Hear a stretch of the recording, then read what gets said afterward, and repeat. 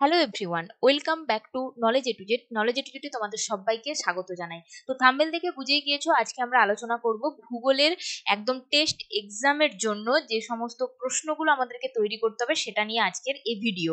তো ভিডিওটা ভালো লাগলে অবশ্যই লাইক করে দাও, আর যদি তোমরা এই চ্যানেলে নতুন হয়ে থাকো তাহলে চ্যানেলটাকে অবশ্যই সাবস্ক্রাইব করে নাও। আমরা জানি আমাদের টেস্ট পরীক্ষা একদম ঘন্টি নাড়ছে দরজা গড়ায়, তাই তো? প্রায় 1-1.5 মাস পরে, জাস্ট বলতে গেলে পুজোটা কেটে গেলেই কিন্তু আমাদের একদম পরীক্ষার সম্মুখীন হতে হবে। তো সেই হিসেবে একদম খুব ভালো করে আমাদেরকে তৈরি হয়ে যেতে হবে একদম পরীক্ষার জন্য। তো সেটা নিয়ে আমরা আজকেই সাজেশনটা আলোচনা করে দেবো। দেখো, যেহেতু টেস্ট পরীক্ষা না, তো টেস্ট পরীক্ষার ক্ষেত্রে কি হয়, কোনো স্কুলের প্রশ্ন একটু সহজ কঠিন আবার মডারেট হয়ে থাকে, কারণ স্কুলের টিচাররাই তো প্রশ্ন করেন। সেই হিসেবে টেস্ট পরীক্ষার জন্য আমাদেরকে একটু বেশি প্রশ্নই তৈরি করতে হবে। ঠিক আছে, কারণ তোমরা দেখেছো first unit test second unit টেস্টে কোনো কোনো জায়গায় কঠিন প্রশ্ন হয়েছে, কোনো কোনো স্কুলে একটু সহজ হয়েছে। তোমরা এটাতে কিন্তু অলরেডি দেখে নিয়েছো। তো টেস্ট এক্সামের ক্ষেত্রেও আমরা সেম, মানে একদম যত রকমের প্রশ্ন হয় আমরা সমস্তটাই একদম কভার করার চেষ্টা করব, যেগুলো ইম্পর্টেন্ট রয়েছে, যেগুলো থেকে প্রশ্ন আসার সম্ভাবনা বেশি। এবার তার মধ্যে থেকেও একটু বাছাই করা যায় যে কোন প্রশ্নগুলো বেশি ইম্পর্টেন্ট, কোন প্রশ্নগুলো করলে আমার টেস্ট এক্সাম প্লাস বোর্ডের এক্সাম মানে ফাইনাল পরীক্ষার জন্য একদম আমাদেরকে তৈরি হয়ে যেতে হবে। এরকম প্রশ্নও কিন্তু আমাদেরকে সবার আগে তৈরি করে নিতে হবে। তাহলে চলো শুরু করে দিই আমরা আজকের যে ক্লাস, একদম ক্লাস 10-এর ভূগোলের সাজেশন টেস্ট এক্সামের জন্য। তার আগে আমরা একটু দেখে নিই আমাদের কি কি চ্যাপ্টার রয়েছে। দেখো, আমরা যদি একটু প্রাকৃতিকের দিকে নজর রাখি তাহলে আমরা দেখতে পাবো এখানে টোটাল 4টি চ্যাপ্টার রয়েছে। যেমন ধরো কি কি রয়েছে, রয়েছে আমাদের বহির্জাত প্রক্রিয়া ও তার সৃষ্ট ভূমিরূপ। আর কি রয়েছে এখানে, আমরা কি পাবো এখানে বহির্জাত প্রক্রিয়া মানে আমরা এখানে পাবো যে আবহবিকার, তারপরে ধরো রয়েছে কি আমাদের পর্যায়ন, অগ্নিভবন, ক্ষয়ীভবন। ঠিক আছে, এই জিনিসগুলো বুঝবো। তারপরে এর মাধ্যমে আমাদের কিছু ধরো ভূমিরূপের একটু উচ্চতা, আবার কোথাও বৃদ্ধি হচ্ছে, কোথাও হ্রাস করছে, কোথাও ক্ষয়ে যাচ্ছে, এই রকম কার্যের ফলে একটা বায়ু বলো, হিমবাহ বলো, নদী বলো, এখানে একটা আকৃতির সৃষ্টি হয়, একটা অবয়বের সৃষ্টি হয়। তো সেগুলো সম্পর্কে আমাদের ফার্স্ট চ্যাপ্টার রয়েছে। তো বহির্জাত প্রক্রিয়া আর সৃষ্ট ভূমিরূপ, এখান থেকে কিন্তু তোমাদের 2 মানের প্রশ্ন আসবে, 3 মানের প্রশ্ন আসবে এবং 5 মানের প্রশ্ন আসবে ফার্স্ট চ্যাপ্টার থেকে।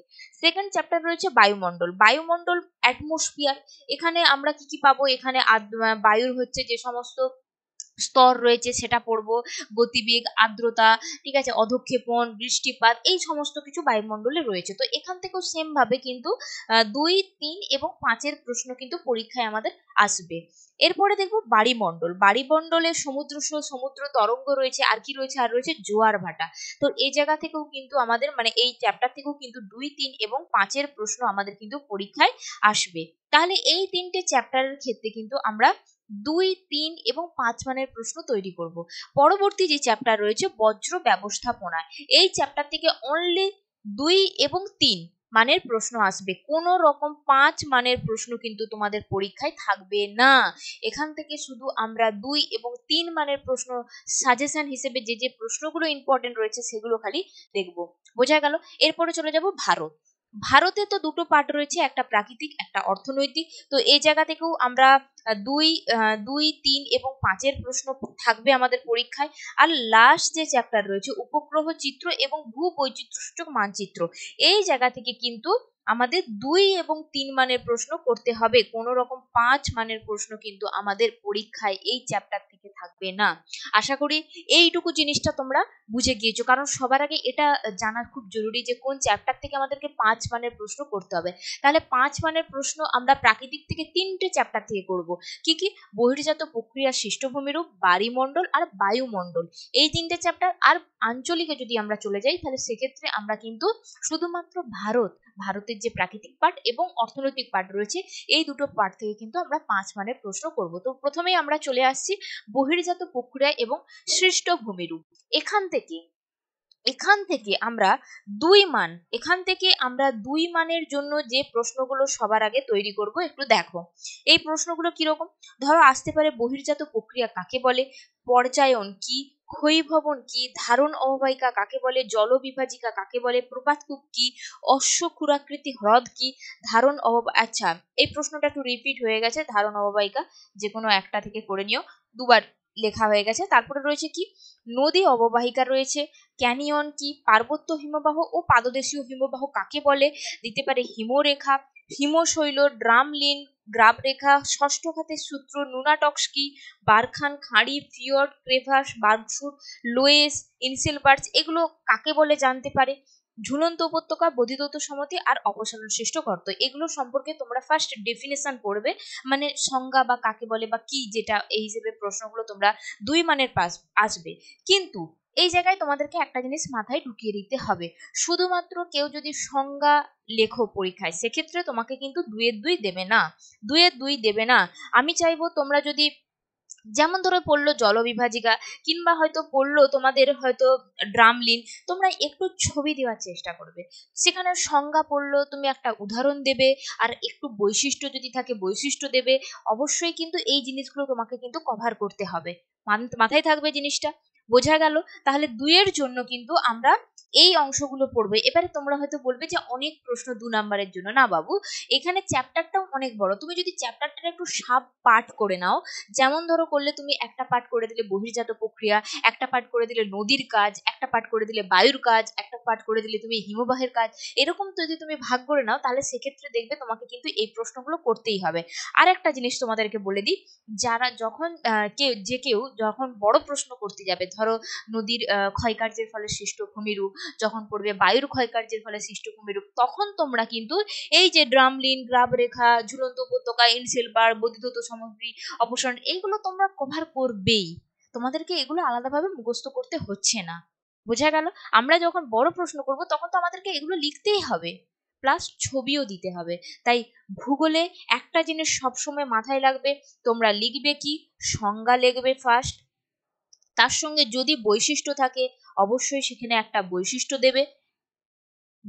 দেবে, প্লাস যদি সেখানে ছবি দেওয়া যায় তাহলে কিন্তু মাস্ট তোমরা কিন্তু একটা ছবি দেওয়ার চেষ্টা অবশ্যই করবে। বোঝা গেল? ছবি দেওয়ার চেষ্টা কিন্তু তোমরা অবশ্যই করবে। চলো 2 নম্বরের প্রশ্ন আর দেখে নিলাম। এবারে দেখবো এই চ্যাপ্টার থেকে 3 মানের জন্য কি কি করতে হবে। 3 মানের জন্য আমরা ফার্স্টে যেটাকে চুজ করব সেটা হচ্ছে পার্থক্য লেখো। বেশ কিছু জায়গায় রয়েছে অনেকগুলো পার্থক্য এই চ্যাপ্টার থেকে ইম্পর্টেন্ট, যেমন অবরোহণ আরোহণ, নদী উপত্যকা, হিমবাহ উপত্যকা, উপনদী, শাখা নদী, অনুদৈর্ঘ্য বালিয়াড়ি, তির্যক বালিয়াড়ি, পলল শঙ্কু, পলল ব্যঞ্জনী, গিরিখাত ক্যানিয়ন, রসেমতানে ড্রামলেন, খুব ইম্পর্টেন্ট। বারখান বালিয়াড়ি, সি বালবি, এটাও খুব ইম্পর্টেন্ট। জিউগিন ইয়াদাং আর পেডিমেন্ট বাজাদা মোনাডনক ইনসেলবার, এগুলো কিন্তু, যেমন ধরো অনুদৈর্ঘ্য বালিয়াড়ি, তির্যক বালিয়াড়ি, রসেমতানে ড্রামলিন, বারখান বালিয়াড়ি, শিব বালিয়াড়ি, তারপরে তোমার রয়েছে অবরোহণ আরোহণ, নদী উপত্যকা, হিমবাহ উপত্যকা, গিরিখাত ক্যানিয়ন, এইগুলো পেডিমেন্ট আর বাজাদা মোনাডনক ইনসেলবার, এই জায়গাটা কিন্তু বেশি করে ইম্পর্টেন্ট রয়েছে। বোঝা গেল? এরপর দেখবো এই চ্যাপ্টার থেকে আমাদেরকে কি কি প্রশ্ন করতে হবে। দেখো, প্রশ্নের জন্য প্রথমে আসবো, নদীর মোহনায় বদ্বীপ সৃষ্টির অনুকূল পরিবেশ আলোচনা করো, ভেরি ভেরি ইম্পর্টেন্ট। তারপর রয়েছে পশ্চাৎ জলপ্রপাতের পশ্চাৎসারণ, ভেরি ভেরি ইম্পর্টেন্ট। সব নদীর মোহনায় বদ্বীপ গঠিত হয় না কেন? অসুরাকৃতি হ্রদ কিভাবে সৃষ্টি হয়? ঝুলন্ত উপত্যকায় জলপ্রপাত দেখা যায় না কেন? পার্বত্য প্রবাহ ভি এবং আই আকৃতির উপত্যকায় কোথায় গেল, হ্যাঁ, উপত্যকা গঠিত হয়, ব্যাখ্যা করো। হিমবাহ উপত্যকার আকৃতির ইউ এর মতো কেন? মরু ও মরুপ্রায় অঞ্চলে বায়ুকার্যের প্রধান 2টি শর্ত আর মরুর সম্প্রসারণ রোধের 3টি উপায় লেখো। তো এই জায়গাগুলো কিন্তু আমাদের বহির্জাত প্রক্রিয়া থেকে কিন্তু ভেরি ভেরি ইম্পর্টেন্ট রয়েছে। এরপর যাব আমরা পরবর্তী যে অংশ, মানে বহির্জাত প্রক্রিয়া এবং তার সৃষ্ট ভূমিরূপের 5 মানের প্রশ্ন। দেখো, 5 মানের ক্ষেত্রে তোমাদেরকে কি কি করতে হবে। সবার আগে যেটা করবে, একদম যতগুলো পারো স্টার লাগিয়ে নাও, যতগুলো পারো ভালো করে স্টার লাগিয়ে নাও। সেটা হচ্ছে কি, নদী আর হিমবাহ ক্ষয়কার্যের ফলে যে কোনো দিতে পারে 3টি বা নাও দিতে পারে সৃষ্ট ভূমিরূপ আলোচনা করো, একদম চিত্র সহ, তার সংজ্ঞা, ডেফিনেশন, বৈশিষ্ট্য যা কিছু রয়েছে খুব ভালো করে খাতায় লিখে লিখে এই অংশটাকে প্র্যাকটিস করে নাও। বোঝা গেল? পরের প্রশ্ন কি রয়েছে, মধ্যগতিতে নদীর সঞ্চয় কার্য, একটু কঠিন প্রশ্ন হলে এই প্রশ্নটা এসে থাকে। বায়ুর সঞ্চয় কার্যের ফলে, এটা একটু দেখে নেবে। হিমবাহ জলধারার মিলিত কার্যের ফলে সৃষ্ট ভূমিরূপ, আর বায়ু জলধারার মিলিত কার্যের ফলে 3টি সৃষ্ট ভূমিরূপ। জলবায়ু পরিবর্তনের প্রভাব কিভাবে সুন্দরবন অঞ্চলের উপর পড়েছে, এই অংশগুলো তোমরা দেখে নিও। বোঝা গেল? এখানের মধ্যে বায়ু জলধারার মিলিত কার্য, হিমবাহ জলধারার মিলিত কার্য, আর নদী আর হচ্ছে তোমার হিমবাহের যে ক্ষয়কার্য, এই প্রশ্নগুলো কিন্তু ভেরি ভেরি ইম্পর্টেন্ট রয়েছে। বোঝা গেল? সেটা তোমাদের টেস্ট এক্সাম হোক কিংবা ফাইনাল এক্সাম হোক। বোঝা গেল? চলো এর নেক্সট যাব আমরা পরবর্তী চ্যাপ্টার। পরবর্তী চ্যাপ্টার কি রয়েছে আমাদের? সেকেন্ড চ্যাপ্টার বায়ুমণ্ডল। সেকেন্ড চ্যাপ্টার রয়েছে আমাদের বায়ুমণ্ডল। বায়ুমণ্ডল থেকে দেখো, প্রথমে আমরা যেটা করব 2 মানের প্রশ্ন। প্রথম যেটা করব সেটা হচ্ছে 2 মানের প্রশ্ন। 2 মানের প্রশ্নের জন্য আমাদেরকে যে প্রশ্নগুলো দেখতে হবে, অ্যারোসেল কি, অ্যালবেডো কি, সমষ্ণ রেখা কাকে বলে, বৈপরীত্য উষ্ণতা, এলনিনো কাকে বলে বা আসতে পারে লালিনো কাকে বলে, ইনসোলেশন গর্জনশীল চল্লিশা, চিনুক, ঘূর্ণবাতের চক্ষু, বৃষ্টির ছায়া অঞ্চল কাকে বলে, মৌসুমী বিস্ফোরণ, গ্রিন হাউস এফেক্ট, শিশিরাঙ্ক কি, ফেরেলের সূত্র, বাইসব্যান্ডের সূত্র, অশ্ব অক্ষাংশ, কোরিওলিস বল। এই অংশগুলো কিন্তু তোমাদের 2 মানের জন্য কিন্তু ভেরি ভেরি ইম্পর্টেন্ট রয়েছে। নেক্সট যাব যেটা পরবর্তী যেটা যাব, পরবর্তী প্রশ্ন দেখো, নিরক্ষীয় শান্ত বলয় এবং ডোলড্রাম বা আইটিসিজেড কি? এটাও কিন্তু তোমাদের জানতে চাইতে পারে তোমাদের 2 মানের প্রশ্ন হিসেবে। নেক্সট যেটা জেড বায়ু কি এবং জেড বায়ুর বৈশিষ্ট্য, ভেরি ভেরি ইম্পর্টেন্ট 2 মানের জন্য। শুধু দিতে পারে জেড বায়ু কি, এটাও আসতে পারে, আবার দিতে পারে যে জেড বায়ুর বৈশিষ্ট্যগুলি লেখো, এটাও কিন্তু দিতে পারে। তাহলে 2 মানের জন্য এখান থেকে তোমরা এই অংশগুলো ভালো করে তৈরি করে নেবে। নেক্সট যাব পরবর্তী যেটা 3 মানের প্রশ্ন। এখান থেকে 3 মানের জন্য আমাদেরকে কি কি প্রশ্ন করতে হবে দেখো।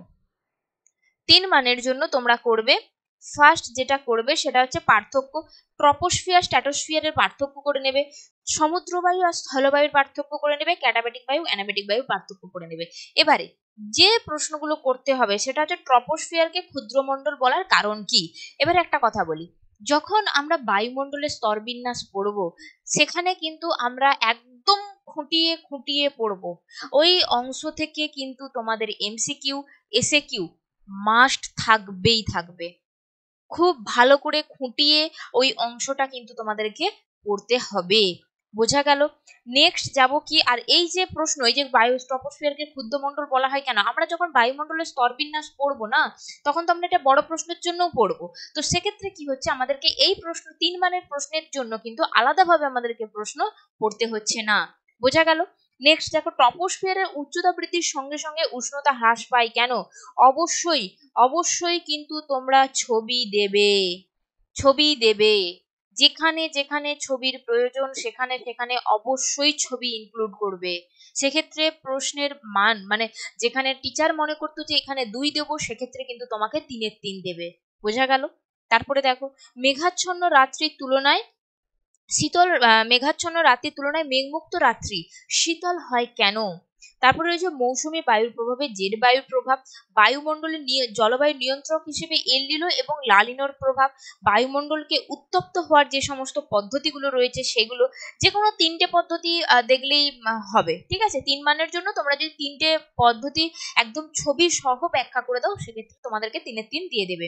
বৈপরীত্য উত্তাপ কাকে বলে, কারণ প্রভাব, ওজোন স্তরের গুরুত্ব, বিনাশের প্রভাব, নিরক্ষীয় অঞ্চলে পরিচলন বৃষ্টিপাত হয় কেন, আর আসতে পারে নিরক্ষীয় জলবায়ু কিংবা আসতে পারে মৌসুমী জলবায়ু কিংবা আসতে পারে ভূমধ্যসাগরীয় জলবায়ু, যে কোনো একটা জলবায়ুর বৈশিষ্ট্য জানতে চাইতে পারে। বোঝা গেল? 3 মানের জন্য এই অংশ থেকে এই প্রশ্নগুলো তৈরি করবে। নেক্সট 5 মানের জন্য দেখো, সবার ফার্স্ট যেটা করবে, এই যে এই প্রশ্নটা, যে উষ্ণতা তারতম্যের ভিত্তিতে বায়ুমণ্ডলের স্তর বিন্যাস করে যে কোনো মানে প্রধান 2টি স্তরের বর্ণনা এখানে উল্লেখ করেছে, কিন্তু তোমাকে হয়তো এটা বললো যে উষ্ণতা তারতম্যের ভিত্তিতে বায়ুমণ্ডলের স্তর বিন্যাস করে ট্রপোস্ফিয়ার এবং স্ট্র্যাটোস্ফিয়ারের বর্ণনা করো, প্রক্রিয়া বর্ণনা করো। এটাও কিন্তু দিতে পারে যে এখানে প্রধান 2টি উল্লেখ করেছি, মানে এই না যে তোমাকে কোনো কিছু উল্লেখ করে দিতে পারে না, জানতে চাইতেই পারে যে মেসোস্ফিয়ার কিংবা ধরো তোমাদের যে রয়েছে কি বলে ওজোনোস্ফিয়ার, এই দুটো স্তর সম্পর্কে বলো। ঠিক আছে, তো যে কোনো স্তর সম্পর্কে দিতে পারে। আমি পাশে আবার লিখেও দিয়েছি, উষ্ণতা তারতম্যের ভিত্তিতে বায়ুমণ্ডলের স্তর বিন্যাস বর্ণনা করো। এই প্রশ্নটা যদি আসে, সেক্ষেত্রে কিন্তু তোমাকে প্রতিটা স্তরেরই কিন্তু একদম যা কিছু রয়েছে বৈশিষ্ট্য সমস্তটাই দিতে হবে। বোঝা গেল? সেখানে যা যা যে ধরো ভূপৃষ্ঠ থেকে ভূমিরূপ থেকে সেটা কতটা উচ্চতায় অবস্থিত, সেখানে কি কি ঘটনা ঘটে, একদম ছবি সহ সমস্তটাই কিন্তু লিখতে হবে। বোঝা গেল? নেক্সট, বায়ুমণ্ডলে উষ্ণতা তারতম্যের ভিত্তিতে কারণগুলির সংক্ষেপে আলোচনা করো।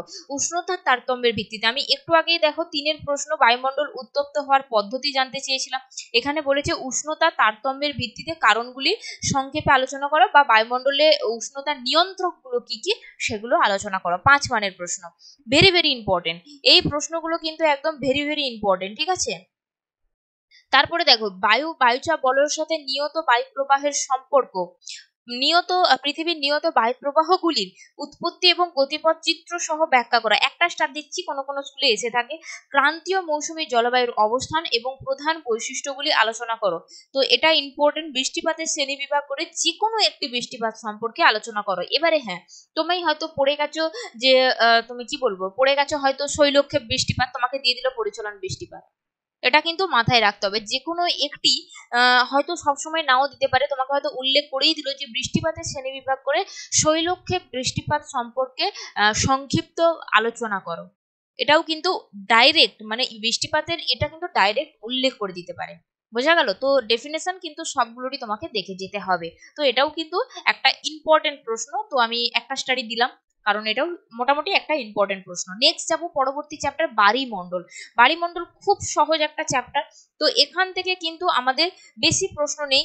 সমুদ্র স্রোত কি পড়বে, হিম প্রাচীর হিমশৈল কি, শৈবাল সাগর কাকে বলে, মগ্নচড়া কি, বান ডাকা কি, সারাসারি বান কি, সিজিকি কি, পেরিজি জোয়ার কাকে বলে, জায়োর কি। 2 মানের জন্য এই প্রশ্নগুলো করবে, অনলি 2 মানের জন্য, ঠিক আছে? এই প্রশ্নগুলো করবে তোমরা 2 মানের জন্য। নেক্সট যাবো 3 মানের জন্য। দেখো 3 মানের জন্য যেগুলো করবে, পার্থক্য। ফার্স্ট করবে পার্থক্য, সমুদ্র তরঙ্গ, সমুদ্র স্রোত, ভেরি ভেরি ইম্পর্টেন্ট। উষ্ণ স্রোত, শীতল স্রোত, মুখ্য জোয়ার, গৌণ জোয়ার, একদম সবগুলোই কিন্তু ইম্পর্টেন্ট, সবগুলোই। আমি এটা স্টার্টটা লিখলাম কিন্তু সবগুলোর জন্যই, শুধুমাত্র একটার জন্য কিন্তু দিচ্ছি না। দুটি মুখ্য জোয়ারের ব্যবধান সর্বদা 24 ঘন্টা 52 মিনিট, কেন? এটাও ইম্পর্টেন্ট। নিউ ফাউন্ডল্যান্ডের কাছে ঘন কুয়াশা এবং ঝড়ঝঞ্ঝা দেখা যায় কেন? তো এখানে 3 নাম্বারের জন্য তোমাদেরকে এই প্রশ্নগুলো কিন্তু খুব ভালো করে তৈরি করে ফেলতে হবে। নেক্সট যাব 5 মানের জন্য। এখানে দেখো 5 মানের জন্য একটু কথা বলে নি। এখানে দেখো 3টে প্রশ্ন রয়েছে, একটা বলেছে চিত্র সহ জোয়ার ভাটার সৃষ্টির কারণ, জোয়ার ভাটার ফলাফল, আরেকটা প্রশ্ন রয়েছে সমুদ্র স্রোত সৃষ্টি বায়ুমণ্ডলীয় কারণগুলি ব্যাখ্যা করো। তো এটা 2টো স্টার রয়েছে, এই 2টো প্রশ্ন কিন্তু 3টে স্টার, এগুলো কিন্তু ভেরি ভেরি ইম্পর্টেন্ট। এবারে হ্যাঁ, কোন কোন স্কুলে বা ফাইনাল পরীক্ষাতে শুধু এই প্রশ্নটা দিতে পারে, ঠিক আছে? আবার কোন কোন স্কুলে ফাইনাল পরীক্ষাতেও কিন্তু শুধু এই প্রশ্নটাও দিতে পারে। যদি 2টো প্রশ্ন একসাথে মার্জ করে দেয়, যদি 2টো প্রশ্ন একসাথে মার্জ করেও আসতে পারে, তো সবগুলোর ক্ষেত্রেই কিন্তু তোমাকে খুব ভালো করে পড়তে হবে এই প্রশ্নটা। বোঝা গেল? আবারও বলছি, এই 2টো প্রশ্ন কোনো কোনো স্কুলে আলাদা আসে, আবার কোনো কোনো স্কুলে একসাথে মার্জ করে দেয়। যেমন বললো ধরো যে চিত্র সহ জোয়ার ভাটার কারণ ও ফলাফল লেখো, সেক্ষেত্রে তোমাকে দিতে পারে 3+2, কিংবা দিতে পারে 2+3। বোঝা গেল? কিংবা হয়তো দিল যে আড়াই আড়াই নাম্বার, ঠিক আছে? তো সেইভাবে মার্চ করেও আসতে পারে, আবার আলাদা আলাদা ভাবেও কিন্তু আসতে পারে। আলাদা আলাদা ভাবে এলে হয়তো একটাই প্রশ্ন আসবে, হয়তো বললো চিত্র সহ জোয়ার ভাটার ফলাফল আলোচনা করো, কিংবা চিত্র সহ জোয়ার ভাটার কারণ আলোচনা করো, ঠিক আছে? যে কোনো একটা প্রশ্ন করলেই হবে। তাহলে এই গেল আমাদের মূল যে চ্যাপ্টার, যেই চ্যাপ্টারগুলো দিকে আমাদের 5 মানের প্রশ্ন আসবে প্রাকৃতিক থেকে ভূগোলের, সেটা আমরা দেখে নিলাম। এরপরে যে চ্যাপ্টারটা রয়েছে, এখান থেকে কোনো 5 মানের প্রশ্ন আসবে না। কোন চ্যাপ্টার? বজ্র ব্যবস্থাপনা। তো এখান থেকে 2 মানের জন্য যে প্রশ্নগুলো তোমরা করবে, সবার আগে সেটা দেখো, বজ্র ব্যবস্থাপনা কি, তরল বজ্র কি, ইউটিফিকেশন কাকে বলে, তেজস্ক্রিয় বজ্র কি, পৌরসভার বজ্র বা বিডিও কি। খুব ইম্পর্টেন্ট, বজ্রের পুনর্ব্যবহার খুব ইম্পর্টেন্ট। এখানে যে কটা প্রশ্ন দেওয়া রয়েছে না, খুব ইম্পর্টেন্ট। ভরাটকরণ, composting, scrubber, vermi composting. Actually যেহেতু এই চ্যাপ্টারটা 2 এবং 3 মানের জন্যই তোমাদের প্রশ্ন তৈরি করতে হবে, সেই হিসেবে তোমাদেরকে কিন্তু সমস্তটাই কিন্তু চেষ্টা করতে হবে একটু কভার করে নেওয়া, তাই মধ্যে যেগুলো ইম্পর্টেন্ট রয়েছে সেগুলো একটু ভালো করে করা। তারপরে দেখো, ই ওয়েস্ট বা বৈদ্যুতিন বজ্র কাকে বলে, খুব ইম্পর্টেন্ট। বজ্রের পৃথকীকরণ কিভাবে করা হয়, এটাও ইম্পর্টেন্ট। গঙ্গা অ্যাকশন প্ল্যান কি, এটাও কিন্তু ইম্পর্টেন্ট 2 মানের জন্য। বোঝা গেল? এরপরে যাব 3 মানের। যেহেতু এই চ্যাপ্টার থেকে 5 মানের প্রশ্ন আসে না, তো 3 মানের জন্য দেখো কি কি প্রশ্ন করতে হবে। 3R এবং 4R এর ভূমিকা, যে কোনো একটা জানতে চাইতে পারে, হয় জানতে চাইলো 3R কিংবা জানতে চাইলো 4R। বজ্র ব্যবস্থাপনার শিক্ষার্থীদের ভূমিকা, তিনটি প্রয়োজনীয়তা, বজ্র ব্যবস্থাপনার জন্য তিনটি প্রয়োজনীয়তা, ভাগীরথী হুগলি নদীর জল বিভিন্ন বর্জ্য দ্বারা কিভাবে দূষিত হচ্ছে, প্রকৃতি অনুসারে বজ্রের উদাহরণ সহ শ্রেণীবিভাগ করো, বজ্র কম্পোস্টিং এবং পদ্ধতি প্রধান সুবিধাগুলি কি কি। বোঝা গেল? তাহলে 3 মানের জন্য তোমাদেরকে কিন্তু এই অংশটা খুব ভালো করে পড়তে হবে। এই চ্যাপ্টারটা কিন্তু 2 এবং 3 মানের জন্য ইম্পর্টেন্ট রয়েছে। এরপরে যাব আমরা ভারত চ্যাপ্টার থেকে। তার আগে বলবো, যদি তোমাদের এই ভিডিওটা ভালো লাগে তাহলে ভিডিওটা একটা লাইক করে দাও। আর যদি এই সাজেশন থেকে তোমরা পরীক্ষায় কমন পাও এবং কতটা কমন পাচ্ছ, কতটা হেল্প হচ্ছে, সেটাও কিন্তু আমাকে এই ভিডিওর কমেন্ট সেকশনে কমেন্ট করে জানিও। আমি তোমাদের যে ফাইনাল পরীক্ষার জন্য সাজেশন খুব ভালো করে দেওয়ার চেষ্টা করব। এরপরে রয়েছে আমাদের নেক্সট চ্যাপ্টার ভারত। তো ভারত থেকে ভারত আলোচনা করার আগে তোমাদেরকে বলবো, যদি তোমাদের এই ভিডিওটা ভালো লেগে থাকে তাহলে অবশ্যই লাইক করে দিও। আর এই চ্যানেলে নতুন হয়ে থাকলে তাহলে চ্যানেলটাকে কিন্তু অবশ্যই সাবস্ক্রাইব করে রেখে দাও, কারণ এরকম অনেক ভিডিও, অনেক ইম্পর্টেন্ট ভিডিও তোমাদের জন্য কিন্তু আসতে চলেছে। তাই তার আগে তোমাদেরকে কিন্তু অবশ্যই চ্যানেলটাকে সাবস্ক্রাইব করে রাখা খুবই প্রয়োজন। তো চলো শুরু করে দিই আমরা ভারত থেকে। ভারত থেকে আমাদেরকে প্রাকৃতিক থেকে দেখো যে অংশগুলো পড়তে হবে, এগুলো কি কত নাম্বার, এগুলো করতে হবে আমাদেরকে 2 নাম্বারের জন্য। কি কি? কারেওয়া কি, মালনাদ ও ময়দান কি, খাদার ও ভাঙড় কি, দুন কি, তাল কি, ভাবর কি, ধান্ত কি। তারপরে ধরো দিতে পারে কালবৈশাখী কাকে বলে বা কালবৈশাখী কি, আঁধি, লু, আশ্বিনের ঝড়, পশ্চিমী ঝঞ্ঝা, রেগুর কি, ধাপ চাষ কি। ঠিক আছে, এই অংশগুলো 2 এর জন্য। আর আসতে পারে দেখো ছোট ছোট প্রশ্ন হিসেবে, ভারতের জলবিভাজিকাগুলির নাম লেখো, বৃষ্টির জল সংরক্ষণের উদ্দেশ্যগুলি কি, ল্যাটেরাইট মৃত্তিকার 2টি বৈশিষ্ট্য লেখো, লবণাক্ত মৃত্তিকা ভারতে কোন কোন অঞ্চলে দেখা যায়। এগুলো কিন্তু ইম্পর্টেন্ট প্রশ্ন। এরপরে দেখবো 3 মানের জন্য। প্রথমে দেখবো পার্থক্য, উত্তর ভারতের নদ নদী, দক্ষিণ ভারতের নদ নদী, খুব ইম্পর্টেন্ট।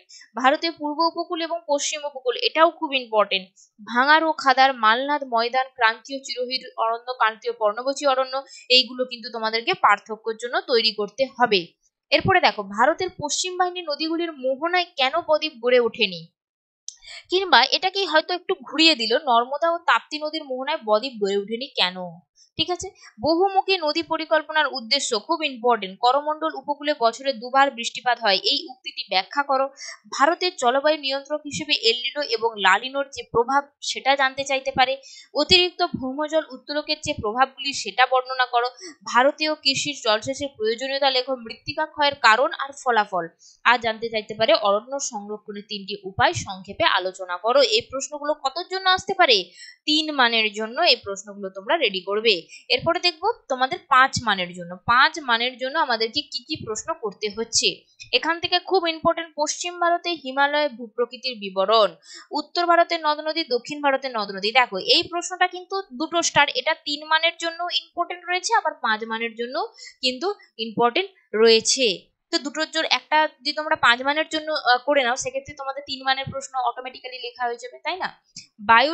জলবায়ুতে ভারতের জলবায়ুতে মৌসুমী বায়ুর প্রভাব, জলবায়ুর যে প্রধান প্রধান বৈশিষ্ট্য সেটা পূর্ব উপকূল এবং পশ্চিম উপকূলের সমভূমি প্রাকৃতিক বৈশিষ্ট্যের উপর একটা পার্থক্য।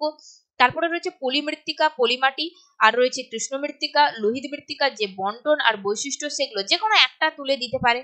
ভারতের জলবায়ু নিয়ন্ত্রকগুলি আলোচনা করো। হিমালয় পার্বত্য অঞ্চলে উচ্চতা তারতম্যের ভিত্তিতে স্বাভাবিক উদ্ভিদের বন্টন, মানে স্বাভাবিক উদ্ভিদ, চিরহরিৎ অরণ্য, পর্ণমোচী অরণ্য। ঠিক আছে, এই যে অংশগুলো, এগুলো এটা জাস্ট একটু যোগ করে দিয়েছে উচ্চতা তারতম্যের ভিত্তিতে। তো এই অংশগুলো কিন্তু তোমাদেরকে অবশ্যই দেখতে হবে স্বাভাবিক উদ্ভিদ থেকে, মানে গোটা প্রাকৃতিক অংশটা থেকে কিন্তু এই প্রশ্ন, যেখানে তোমরা পাবে ভূপ্রকৃতি, পাবে নদ নদী, পাবে জলবায়ু পাবে। ঠিক আছে, তারপরে ধরো কি রয়েছে, মৃত্তিকা রয়েছে, আর কি রয়েছে, আর রয়েছে স্বাভাবিক উদ্ভিদ। ঠিক আছে, এই অংশগুলো থেকে আমাদেরকে এই একটা দুটো করে প্রশ্ন করলে কিন্তু আমরা প্রাকৃতিক থেকে কমন পেয়ে যাবো, কারণ পরীক্ষায় আমরা প্রাকৃতিক থেকে 4টে প্রশ্ন পাবো যেখানে 2টো প্রশ্ন লিখতে হবে, আঞ্চলিক থেকে 4টে প্রশ্ন পাবো যেখানে 2টো প্রশ্ন লিখতে হবে। তাই 2টো পোর্শন কিন্তু আমাদেরকে আলাদা করে পড়তে হবে। বোঝা গেল? চলো নেক্সট আসছে অর্থনৈতিক। সামাজিক বনসৃজনের 2টি উদ্দেশ্য, খারিফ শস্য, রবি শস্য, জায়িদ শস্য কি, বাগিচা ফসল কি, মিলিট কি, জীবন ভিত্তিক কৃষি কি। আর দিতে পারে অনুসারী শিল্প কি, সেল কি, উদীয়মান শিল্প কি, তথ্য প্রযুক্তি শিল্প কি, আউটসোর্সিং কি, নগরায়ন কি, জল বিস্ফোরণ কি, স্থিতিশীল উন্নয়ন, মেগা সিটি ও মহানগর, সোনালী চতুর্ভুজ, হীরক চতুর্ভুজ, তারপরে কি রয়েছে শিপিং লাইন এবং শিপিং লেন, উত্তর ও দক্ষিণ ভারতের করিডর। এই অংশগুলো তোমরা এই অর্থনৈতিক থেকে কিন্তু 2 মানের জন্য খুব ভালো করে তৈরি করবে। পরবর্তী যাব 3 মানের জন্য। এখানে সবার আগে পার্থক্য যেটা করবে খারিফ শস্য, রবি শস্য, ভেরি ভেরি ইম্পর্টেন্ট। পরিবহন, যোগাযোগ, তারপরে হচ্ছে সবুজ বিপ্লব কাকে বলে এবং সবুজ বিপ্লবের সুফল কুফল, খুব ইম্পর্টেন্ট প্রশ্ন। ভারতের কার্পাস বয়ন শিল্পের 3টি সমস্যা লেখো, এটাও খুব ইম্পর্টেন্ট।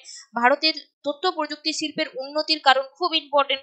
ভারতের সড়কপথ কিংবা রেলপথ যে কোনো একটার গুরুত্ব দিতে পারে, হয়তো বললো ভারতের সড়কপথের গুরুত্ব কিংবা হয়তো বললো ভারতের রেলপথের গুরুত্ব। ঠিক আছে, পাঞ্জাব হরিয়ানা রাজ্যে কৃষি উন্নয়ন প্রধান 3টি কারণ সংক্ষেপে আলোচনা করো। ভারতের সড়কপথ, রেলপথ, জলপথের 3টি সুবিধা আলোচনা করো। ভারতের শিল্প গড়ে ওঠার কারণে কাঁচামালের যে প্রভাব সেটা উদাহরণ সহ লেখো। দুর্গাপুরে লৌহ ইস্পাত সরে ওঠার কারণ সংক্ষেপে লেখো। এগুলো আমরা কত মানের জন্য করব? এগুলো করব আমরা 3 মানের জন্য। ক্লিয়ার? নেক্সট যাব 5 মানের জন্য। দেখো 5 জন্য যে প্রশ্নগুলো আমাদেরকে দেখতে হবে, করতে হবে হয় ধান চাষ, না হয় গম চাষ, না হয় চা, না হলে কার্পাস, নাহলে কফি। এইগুলোর মধ্যে কিন্তু যে কোনো একটা আসার সম্ভাবনা, অনুকূল প্রাকৃতিক পরিবেশের যে আলোচনা সেগুলো আসতে পারে। যে কোনো একটা, হয় এলো ধান চাষ, না হয় এলো গম চাষ। বোঝা গেল? নেক্সট যেটা গত বছর এসেছে সেটা হচ্ছে ইক্ষু মানে আখ চাষ। ঠিক আছে, তো এবছর এগুলো ইম্পর্টেন্ট রয়েছে। পূর্ব ও মধ্য ভারতে লৌহ ইস্পাত, ভেরি ভেরি ইম্পর্টেন্ট। ভারতে পশ্চিমাঞ্চলে পেট্রোরসায়ন শিল্পের উন্নতি কারণ, এটাও কিন্তু ভেরি ভেরি ইম্পর্টেন্ট। গত বছর কিন্তু কার্পাস বয়ন শিল্পের উন্নতির কারণ পড়ে গিয়েছে। ঠিক আছে, তো এবছর পেট্রোরসায়ন শিল্প ভেরি ভেরি ইম্পর্টেন্ট। হুগলি নদীর উভয় তীরে পাট শিল্প কেন্দ্রীভবনের কারণ, একটা স্টার দিলাম। ভারতের জনসংখ্যা বন্টনে অসম কারণ, এটাও কিন্তু ভেরি ভেরি ইম্পর্টেন্ট। ভারতের নগরায়ন গড়ে ওঠার কারণ এবং নগরায়নের সমস্যা। এবারে হ্যাঁ, এই নগরায়নের সমস্যাগুলো শুধু হয়তো দিয়ে দিল তোমাদেরকে 3 মানের জন্য। বোঝা গেল? এক্ষেত্রে বড় প্রশ্ন হিসেবেও আসতে পারে, বা 3 মানের প্রশ্ন হিসেবেও কিন্তু আসতে পারে। চলো নেক্সট, এই গেল আমাদের ভারত থেকে। এরপর লাস্ট যে চ্যাপ্টারটা রয়েছে উপগ্রহ চিত্র এবং ভূ বৈচিত্র্য সূচক মানচিত্র। এখান থেকে 2 এর জন্য কয়েকটা প্রশ্ন করবে। মিলিয়ন সেট কি, উপগ্রহ চিত্র কি, সেন্সর কি, এফসিসি বা ছদ্মরং কি, ভূ বৈচিত্র্য সূচক মানচিত্র, নিষ্ক্রিয় সেন্সর ইনসেট, আর কি করতে হবে পিক্সেল। বোঝা গেল? এগুলো করবে কতর জন্য? এগুলো করবে আমাদের 2 এর জন্য। 3 মানের জন্য, 3 মানের জন্য যেগুলো করতে হবে দেখো, পার্থক্য করবে ভূ সমলয়, সূর্য সমলয়, জিওস্টেশনারি এবং সিনক্রোসান, ক্ষুদ্র স্কেলের মানচিত্র, বৃহৎ স্কেলের মানচিত্র। উপগ্রহ চিত্রের 3টি ব্যবহার কিংবা দিতে পারে 3টি গুরুত্ব। উপগ্রহ চিত্রের প্রধান 3টি বৈশিষ্ট্য আর বিভিন্ন পর্যায়গুলি। আরএফ, এটাও ইম্পর্টেন্ট। দূর সংবেদন ব্যবস্থার গুরুত্ব, তারপরে দিতে পারে দূর সংবেদন ব্যবস্থার সুবিধা অসুবিধাগুলি লেখো। বোঝা গেল? এই ছিল তোমাদের ভূগোলের একদম সম্পূর্ণ সাজেশন, যেটা তোমাদের টেস্ট এক্সামের জন্য ইম্পর্টেন্ট। আবার একইভাবে এখান থেকে কিছু প্রশ্ন তো অবশ্যই ভেরি ভেরি ইম্পর্টেন্ট, কিছু প্রশ্ন যেগুলো কিন্তু তোমাদের ফাইনাল পরীক্ষার জন্য ইম্পর্টেন্ট রয়েছে। কারণ টেস্টের জন্য আমাদেরকে একটু বেশি প্রশ্নই তৈরি করতে হবে, যেহেতু স্কুলের টিচাররাই প্রশ্ন করবেন কিংবা হয়তো কোনো সংস্থা থেকে কেনা হবে, সে যেটাই হোক না কেন। তো টেস্টের জন্য আমাদেরকে একটু বেশি প্রশ্ন তৈরি করতে হবে, কারণ প্রশ্নের মান বেশিরভাগ স্কুলে হয়তো আমরা দেখবো যে একটু মানে স্টুডেন্টদের ভালো করে পরীক্ষা নেওয়ার জন্য কোশ্চেনের মান একটু কঠিন করে দেওয়া হয়, যাতে করে ওরা ভয় পেয়ে যায় এবং আরো ভালো করে পড়াশোনা শুরু করে।